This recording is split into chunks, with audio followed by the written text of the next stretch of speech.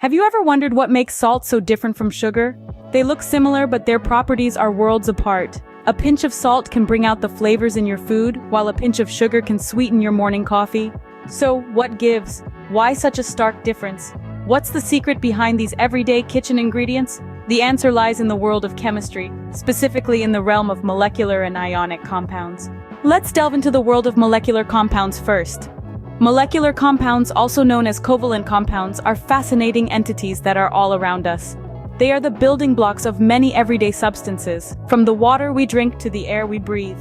But what exactly are they? Well, simply put, molecular compounds are formed when two or more atoms bond together by sharing electrons. Yes, you heard that right. They share electrons. This type of bond, where sharing is caring, is called a covalent bond. Let's take water for instance, a molecule we're all familiar with. The chemical formula for water is H2O, which means it is composed of two hydrogen atoms and one oxygen atom. The oxygen atom shares its electrons with the hydrogen atoms, forming covalent bonds. This sharing of electrons allows the atoms to fill their outermost electron shells, achieving stability. Another common example of a molecular compound is carbon dioxide, or CO2. In this case, one carbon atom forms double covalent bonds with two oxygen atoms. That's right, not one, but two covalent bonds with each oxygen atom. This double sharing of electrons again helps the atoms achieve a stable configuration. These are just two examples, but molecular compounds are abundant in our world, in our homes, in our bodies, and even in the air we breathe. They form the basis of many chemical reactions and biological processes that are vital to life as we know it. So, molecular compounds are more than just a collection of atoms. They are a testament to the power of sharing, of coming together for a common goal. They embody the principle of give and take, of achieving stability and order through cooperation and mutual benefit. So in essence, molecular compounds are all about sharing, much like a potluck dinner where everyone brings a dish to share.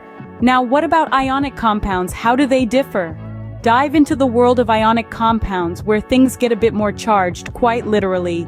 You see, ionic compounds are formed when one atom decides to transfer one or more of its electrons to another atom. This isn't a friendly exchange of pleasantries, no, it's a total giveaway. Imagine a scenario where you have an overabundance of apples and your friend has none. You decide to give them some of your apples. Suddenly, you've become the apple donor and your friend the apple receiver. That's how ionic compounds work, but instead of apples, we're talking about electrons. In this electron transfer, something fascinating happens. The atom that loses electrons becomes positively charged, known as a cation, while the atom that gains electrons becomes negatively charged, referred to as an anion. It's like the old saying, opposites attract. These oppositely charged ions are attracted to each other, and this attraction forms the basis of an ionic compound. A classic example of this is table salt or sodium chloride, abbreviated as NaCl. Sodium, Na, eager to lose an electron, and chlorine, Cl, keen to gain one, engage in this electron exchange. Sodium becomes a positively charged sodium ion, and chlorine becomes a negatively charged chloride ion. Their opposite charges attract, forming the ionic compound we know and love as table salt. This isn't a partnership of equals though. The atom that gains the electron, or electrons, ends up calling the shots. It's like a tug of war, but instead of the rope remaining in the middle, one team yanks it away, overpowering the other. Ionic compounds, then, are more like a tug of war where one team overpowers the other and takes control. So next time you sprinkle some salt on your chips, remember, you're witnessing the result of a tiny atomic tug of war. So we have two distinct types of compounds, but how do they compare? Let's dive into the properties of molecular and ionic compounds and see how they stack up against each other. On one hand, we have molecular compounds, cozy little groups of atoms held together by covalent bonds, sharing electrons like they're sharing secrets. On the other hand, we've got ionic compounds, where opposites attract, and ions with different charges bond together, creating a strong electrostatic force. When it comes to boiling and melting points, ionic compounds are the tough ones. Their strong bonds make them hard to break apart, resulting in high melting and boiling points.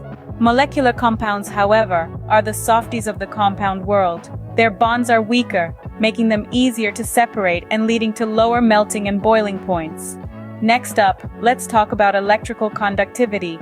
Ionic compounds are the life of the party here. When dissolved in water or melted, they break apart into ions that are free to move around. conducting electricity like a symphony orchestra.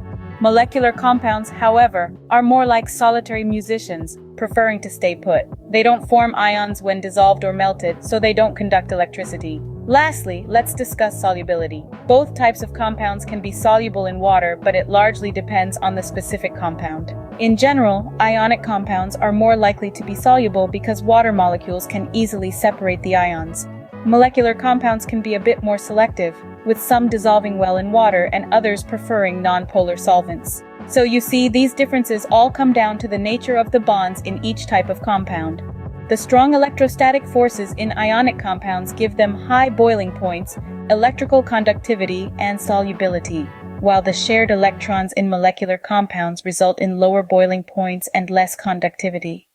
So while they might seem similar, molecular and ionic compounds are as different as night and day. Let's bring it all together now. What are the key takeaways? We've journeyed through the fascinating world of molecular and ionic compounds, and it's time to revisit the important points we've learned.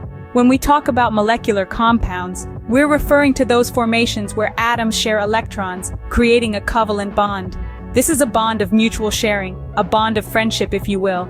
These compounds are often found in states of gas, liquid, or a low melting point solid. They're poor conductors of electricity, and examples include water and carbon dioxide. On the other side of the spectrum, we have ionic compounds. These are a bit more of a give-and-take relationship. One atom gives up electrons to another, creating a bond based on the attraction of opposite charges, an ionic bond. This leads to the formation of ions, cations, which are positively charged, and anions, which are negatively charged. Ionic compounds are often solid and have high melting and boiling points. They are excellent conductors of electricity when dissolved in water or melted, and common examples include table salt and baking soda. The differences in how molecular and ionic compounds are formed and their properties offer us an incredible diversity in the natural world. From the water we drink to the air we breathe, from the food we eat to the very structure of our bodies, everything is a complex interplay of these compounds. So the next time you're cooking and you reach for that salt or sugar, take a moment to marvel at the wonder of chemistry. The salt with its ionic bonds and the sugar, a molecular compound, each bring unique properties to your dish, all thanks to the distinct ways their atoms bond. So next time you sprinkle some salt or sugar, remember, it's all a matter of molecular and ionic compounds. We've journeyed through the fascinating world of molecular and ionic compounds today. These concepts, though complex, are essential threads in the fabric of chemistry. They're not just textbook theories, but principles that govern the very world we live in, from the taste of salt on our tongues to the formation of clouds in the sky. As we navigate through life, let's keep this in mind. Knowledge of chemistry enriches our understanding of the universe.